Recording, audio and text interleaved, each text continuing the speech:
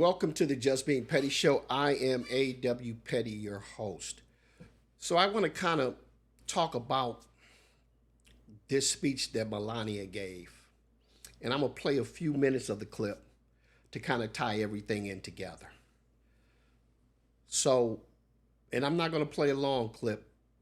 I'm just going to play a little bit of it. So like I said, I can tie everything in. So I'm going to play this clip. And then I will see you on the other side.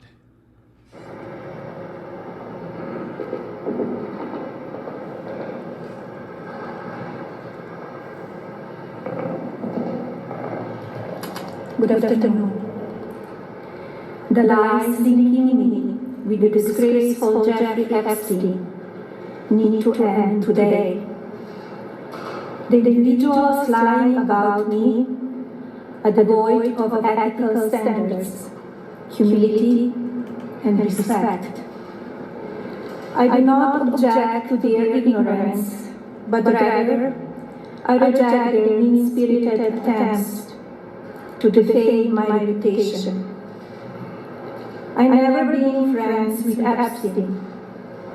Donald and I were invited to the same parties as Epstein from time to time, since overlapping in social circles is common in New York City and Palm Beach. To be clear, I never had a relationship with Epstein or his accomplice, Maxwell. My email reply to Maxwell cannot be categorized as anything more than casual correspondence. My polite reply to her email doesn't amount to anything more than a trivial note. I am not Epstein's victim. Epstein did not introduce me to Donald Trump. I met my husband by chance at a New York City party in 1998. This initial encounter with my husband is documented in detail in my book, Melania. The first time I crossed paths with Epstein was in the year... Okay, enough of Natasha here. I'm tired of hearing that. So Natasha wants us to believe she knows nothing about anything. I don't understand that. And the thing about this speech is, when it first happened, I'm trying to figure out, okay, why are we going back to the Epstein files? You guys are trying to cover that up. That's not something good for you guys. And I just couldn't put it together. I couldn't understand why they were pivoting to the Epstein files. And then I said to myself, maybe the war is going so bad, they figure they have a better chance with the Epstein files. But I said, that doesn't make sense because the media is not going to get off the war. So I just could not figure it out. But then it came out.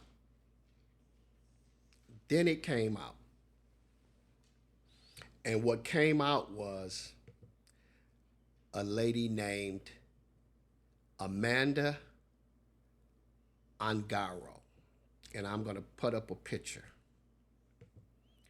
That's her on the right. Her name is Amanda Angaro. And the guy to her left is her boyfriend. And his name is Paolo Zampoli. And the only thing that Melania said that was true is that Epstein did not introduce her to Trump. It was actually Paolo Zampoli. That's who introduced them together. But everything is getting ready to tie together between Amanda Angaro, and this will let you know why she gave that speech. So what happened was, some hours before she gave the speech, Amanda Angaro put out either a text or something, and she was hot. So what they did was, that was damage control for Melania. in the Trump administration. They're like, we have to get ahead of this. We have to do whatever we can do to slow this train down because it was smoking. So what Amanda Angaro said, she was like, careful with me, B. I'll expose everything. That's what she said in some kind of writing or some kind of text. She unleashed a wave of public threats at Melania Trump just hours before Melania made a sudden White House statement denying any Epstein connections. You see how this is coming together? So this timing was all messed up. It was all messed up because Amanda Angaro hit them, blindsided them. So they had to get straight into damage control. Angaro says she was brought here to the United States at 17 on Epstein's plane by a guy named Jean-Luc Brunel. She later became part of the same elite modeling circles and agency as Melania. See where we're going here? See how this is connected? Both represented by Paolo Zampoli. And don't forget, Paolo Zampoli and Angaro were boyfriend and girlfriend. That's who introduced, and I said it before, Melania to Donald Trump. That's how, so it wasn't Epstein. So Angaro wrote, I have nothing left to lose in my life. I will tear down the entire system. Be careful with me, B. She followed with, I will tear down your corrupt system, even if it's the last thing I do in my life. So what I would say to Amanda, be careful. Because these people are like the mob, period. She goes on to say, I will go all the way. I am not afraid. Maybe you should be afraid of what I know, of who you are and who your husband is. And this is what I think really got her hot. I have known you for 20 years. You knew I was detained in ICE, but you did nothing.